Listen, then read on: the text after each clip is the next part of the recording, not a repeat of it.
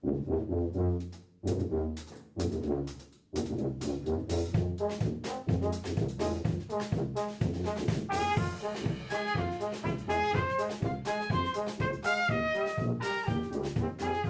we can't look after kids in our town, what on earth are we doing?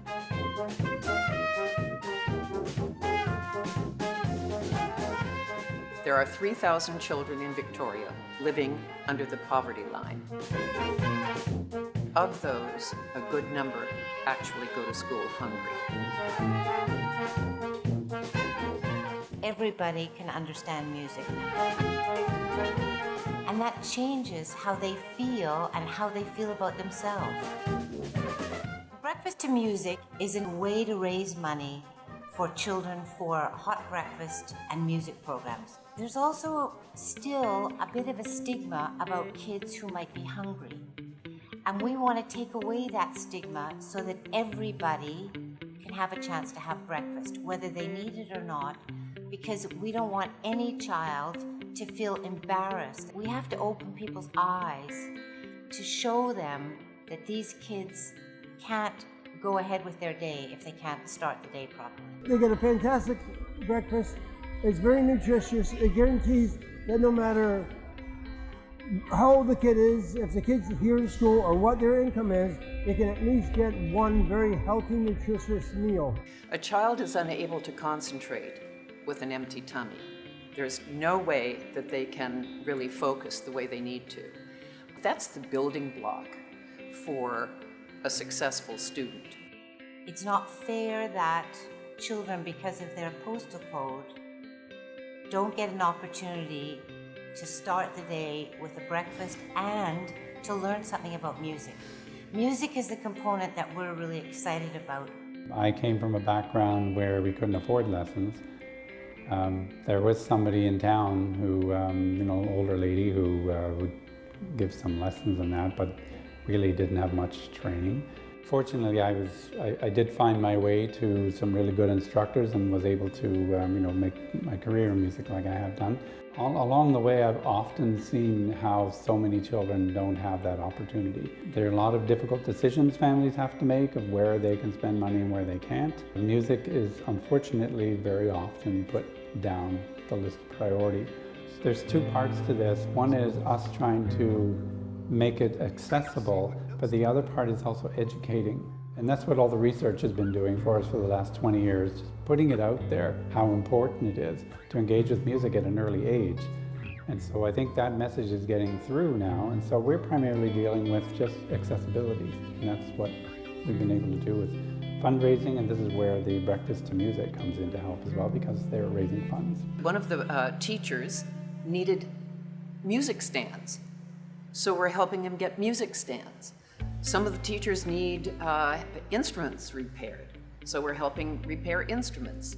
We're also working with the Victoria Conservatory of Music, and they have a wonderful children's music journey that we fully support because we have seen how well it works. High notes are birds, low notes are whales. So we ask, can you play a high note? Can you play a low note? So any one of these high notes, there we go.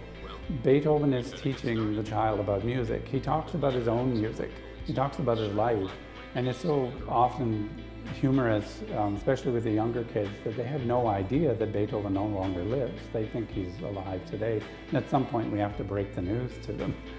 When you put something in front of them, you want them to do the exploring. And that's kind of what this program is all based on. It's not a traditional approach where someone is saying, all right, I'm going to teach you how to read notes now play the notes. This is Mr. Beethoven treating the young child as if they're a novice composer. And so that's how the whole program goes. It's creative.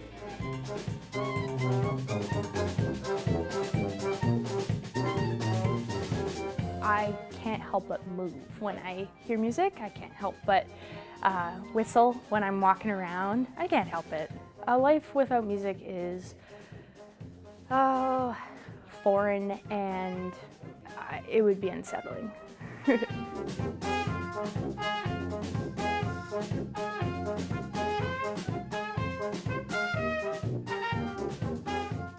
I want instruments or opportunities that are music related in the hands of young people.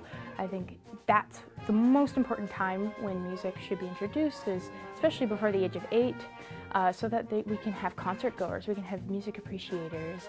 A lot of the kids that we're dealing with, English isn't their first language, but everybody can understand music and relate to music. If you're going to bring a child up in a family where there's more than one language spoken, that it's best to expose the child to those different languages early on. Music isn't really that different. Music is a language as well. And the later that you wait with starting that process, the longer it takes to actually build the inroads. And there comes a point in time in the child's development at age 8 or 9 where it's, just to learn a second language with the whole accent and everything, it is very difficult.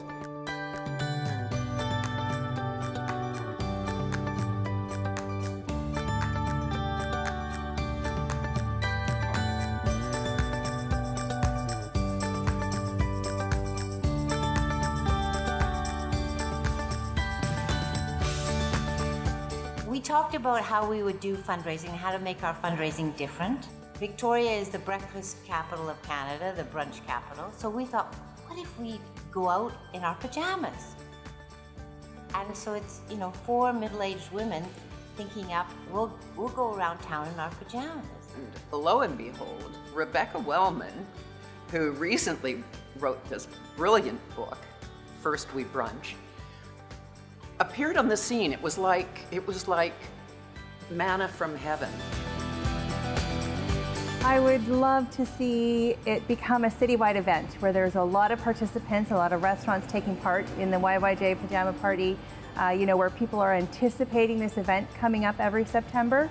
Dressing up in your pajamas and going for brunch is a pretty easy way to raise funds for a great cause.